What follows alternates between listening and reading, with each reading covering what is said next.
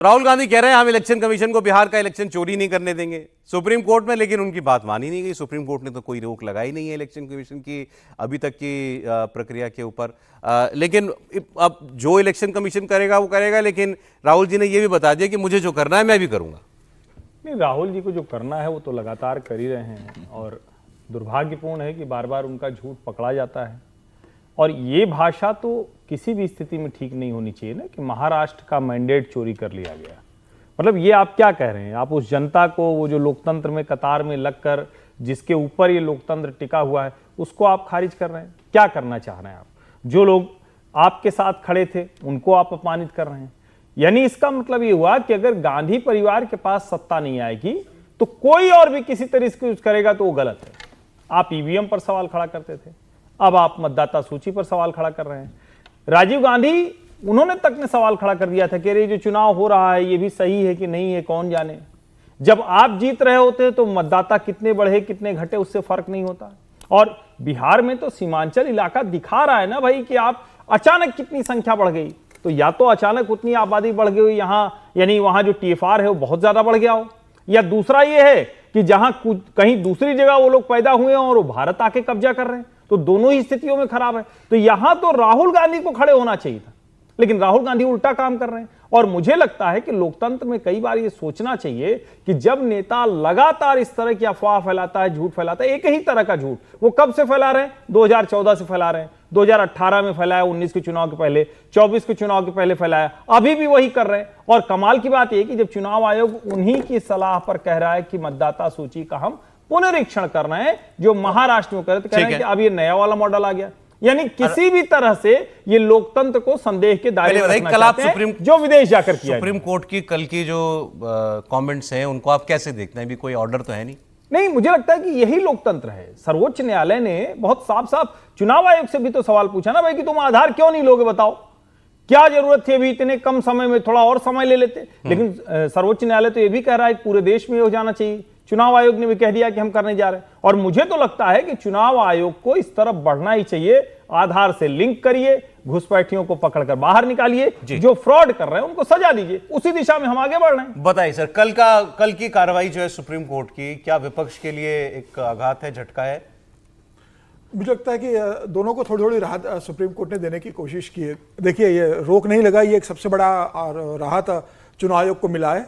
और ये जो सलाह दी है कि भाई आप राशन कार्ड, आप दूसरा आपका आधार, राशन कार्ड, और आपका बाकी चीजें आप इसमें जोड़ सकते हो, तो मुझे लग रहा है ये। और जो सबसे बड़ी बात सुप्रीम कोर्ट ने कही है कि आप जो मसौदा है वो पब्लिश नहीं करेंगे, जब तक फाइनल जजमेंट नहीं आता तब तक आप उसको पब्लिश नहीं करेंगे। इस पे की रोक लगाई है। लेकिन आदेश तो नहीं दिया ना सर, ये तो आदेश नहीं दिया था कि आदेश देंगे भी आधार मानो आप। बिल्कुल, लेकिन एक बड़ी बात देखिए कि कल, अभी आप 4 साल पहले देखें जब किरण रिजिजू लॉ मिनिस्टर थे, तो उन्होंने लोकसभा में एक बिल पेश किया था कि मतदाता सूची को आधार से जोड़ दिया जाए। जी। उस समय सरकार का क्या रुख था और आज सरकार का सुप्रीम कोर्ट में क्या रुख है। उस समय किरण रिजिजू ने लोकसभा में कहा था कि अगर बोगस वोटिंग रोकना है, फर्जिंग वोटिंग रोकना है, तो आधार को मतदाता से लिंक करना बहुत जरूरी होगी। और विपक्ष ने इसका विरोध किया था उस समय लोकसभा के अंदर। और आज जब सुप्रीम कोर्ट में सुनवाई हो रही है तो वहां विपक्ष इस बात का समर्थन कर रहा है और लोकसभा में उन्होंने विरोध किया। बड़ा अच्छा पॉइंट आपने बोला, बिल्कुल सही बात है। सरकार चाहती थी कि आधार जुड़ जाए वोटर कार्ड से, और विपक्ष उसको ऐतराज कर रहा था। और विपक्ष ये कह रहा था कि ये जो आधार कार्ड है ये केवल और केवल सरकारी सुविधाएं लेने के लिए एक पहचान पत्र है, इसका इलेक्शन से कोई लेना देना नहीं है, इसे नहीं जोड़ना चाहिए। तो जो विपक्ष उस समय लोकसभा के अंदर चिल्ला चिल्ला के विरोध कर रहे थे, स्वागत राय ने इसका विरोध किया था और कहा था कि भाई हम पूरा सदन छोड़ के चले जाएंगे। मनीष तिवारी ने इसका विरोध किया था। कांग्रेस ने, समाजवादी पार्टी ने बहुत जोर से उसका विरोध किया था। सारी पार्टियों ने उसका विरोध किया था। आज वो पार्टी अपना रुख बदल रही है 3 साल के अंदर। तो विपक्ष को यह भी देखना चाहिए कि आपने पार्लियामेंट में क्या रुख अख्तियार करते हो, और जब सुप्रीम कोर्ट में मामला जाता है तो आप क्या रुख अख्तियार करते हो उस मामले को लेकर। मुझे लग रहा है सुप्रीम कोर्ट ने 28 तारीख की दी है, लेकिन 26 तारीख तक तो पूरा अपडेट। एक तो सर इसमें सर ये एक तो मतलब अभी क्योंकि सुनवाई चलेगी, अभी 28 तारीख दी है ना। हाँ, 28 तारीख दी है। तो 28 तारीख को बहुत कुछ तय होगा, क्योंकि एक को इनको ड्राफ्ट देना है, पहला ड्राफ्ट इलेक्शन कमीशन को इलेक्टोरल रूल्स का, और फिर उसके बाद 1 महीना और लगेगा उसको फाइनल करने के लिए।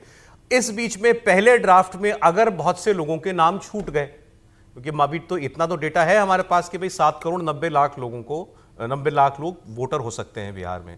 अगर इसमें से बड़ी तादाद में लोग छूट जाते हैं 1 अगस्त के ड्राफ्ट के अंदर, तो तय मानिए बिहार की सड़कों पर जबरदस्त हंगामा होगा।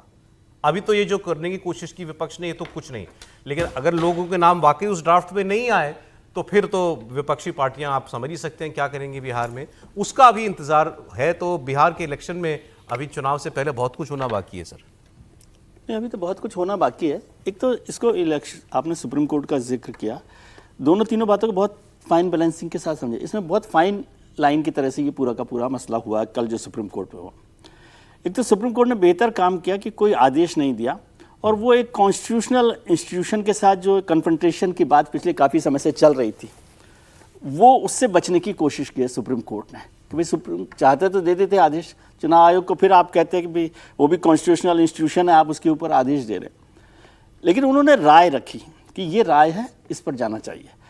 अब राय को मैं ये कहता हूँ कि सुप्रीम कोर्ट की राय को क्या आपको लगता है कि चुनाव आयोग टाल सकता है? कतई नहीं, वो राय ही आदेश है, समझे। सुप्रीम कोर्ट ने यह भी तो कहा कि नहीं मानना हो तो हमें हाँ, बता तो देना इसका कि क्यों मतलब, नहीं मान हाँ, रहे तो हो। इसका मतलब राय आदेश है। दूसरी बात ये कहना कि सुप्रीम कोर्ट ने विपक्ष की बात नहीं मानी, विपक्ष ने तो मांगा ही नहीं था रोक। आप थोड़ा सा उसको समझिए, पढ़िए। आधार का इंक्लूजन तो मांगा था नहीं, सर। अभी आपने कहा कि आदेश पर रोक नहीं लगाई। हाँ। आदेश पर रोक मांगी ही नहीं थी मैं उन्होंने। नहीं कह रहा कि विपक्ष ने मांगी, अभी ये चर्चा हुई थी, इसलिए मैं कह रहा हूँ कि विपक्ष ने ये मांगा ही नहीं। तो सुप्रीम कोर्ट ने भी कहा कि भाई आपने तो रोक मांगी नहीं है, उस पर बात ही नहीं हुई है, वो बात होगी। तीसरी बात जो अभी चर्चा हुई वो बहुत महत्वपूर्ण बात थी कि सरकार जो है वो पहले कह रही थी कि वोटर को आधार से लिंक कर दे, वो आज उसके खिलाफ खड़ी है। विपक्ष जो उस समय उसके खिलाफ खड़ा था वो आज यहाँ पर आ गया।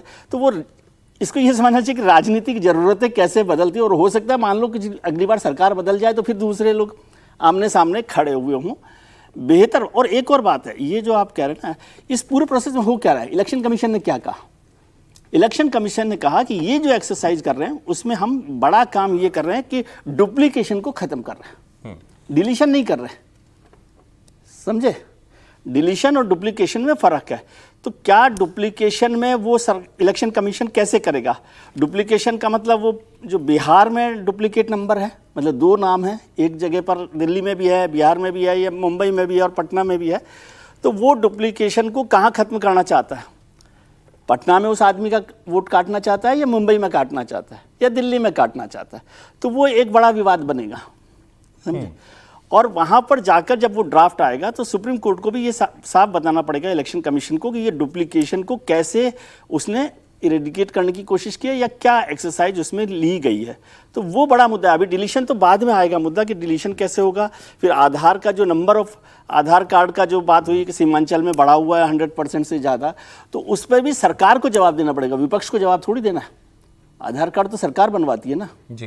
तो वो आधार कार्ड कैसे बन रहा है, और सिटीजनशिप, मुझे लगता है ये बहस आगे चलकर, हो सकता है अभी 28 तारीख को ना हो, लेकिन ये बहस सरकार के रास्ते पर चल रही है। सरकार जहां सिटीजनशिप के मसले को लेकर आना चाहती है, विपक्ष को वो उस ट्रैक पर लेकर आ रही है कि फाइनली ये आ जाए ना कि भाई एनआरसी आ जाए, क्योंकि अभी हिंदुस्तान में तो सिटीजनशिप का कोई रास्ता ही नहीं है। सिटीजनशिप की बात तो आई गई ना, कल भी सुप्रीम कोर्ट में कहा इलेक्शन कमीशन ने कि भारत का नागरिक ही वोट डाल सकता है। अब आज आपने आधार वाली जो बात कही है, बिहार में तो नहीं आज, लेकिन दिल्ली में यह आदेश जारी हुआ है पुलिस को कि आप जहां जहां फर्जी आधार कार्ड बन रहे हैं उन जगहों का पता लगाइए और उस पर आप। आज एक और खबर आई है मध्य प्रदेश में कि वहां पर बहुत सारे फर्जी वोटर मिले हैं। भास्कर ने एक खबर छापी है, बड़ी अच्छी है, जिसमें एक ही घर में 100 वोटर है, 200 वोटर हैं, उसकी चर्चा की गई है। मैं 3 चीजों पे ध्यान लेके आना चाहता था। सबसे पहले कि 7.2% जो पलायन कर चुके हैं बिहार से और वो काम कर रहे हैं दूसरे स्टेट्स के अंदर, उनको कम से कम 3 दिन चाहिए होंगे आके वापस कोई भी डॉक्यूमेंट लाने में या सबमिट करने में।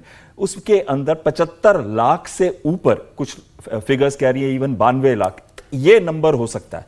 दूसरी चीज है कि 2 जगहें हैं जैसे पटना और बेगूसराय जहां पे BLOs ने आधार कार्ड को या राशन कार्ड को एक्सेप्ट कर लिया है।